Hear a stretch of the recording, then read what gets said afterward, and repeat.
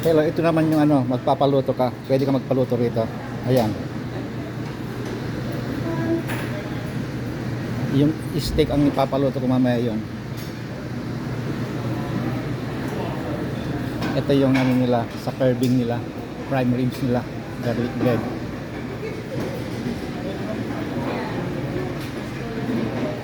Ito yung mga ano. Medyo marami kaya medyo bilisan natin. Bilisan natin kasi mahaba. Ayun. Ito yung hindi ko pinapalagpas. Grayfish. Crawfish, grayfish, crawfish. Peking duck. Ito. At saka ito na yung ano, mga dimsum nila mga ano. Ayan. At saka yung dito na yung ano yung sushi. Ayan, sushi. Dito ako mag-uumpisa. Nakukuha. Ano, hindi sa mainit pala. Kilawan.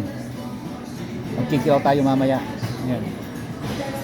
Ito yung maraming klaseng ano, sushi. Okay, okay. Mag-i-start na kung kakain. Okay, okay. Bye-bye.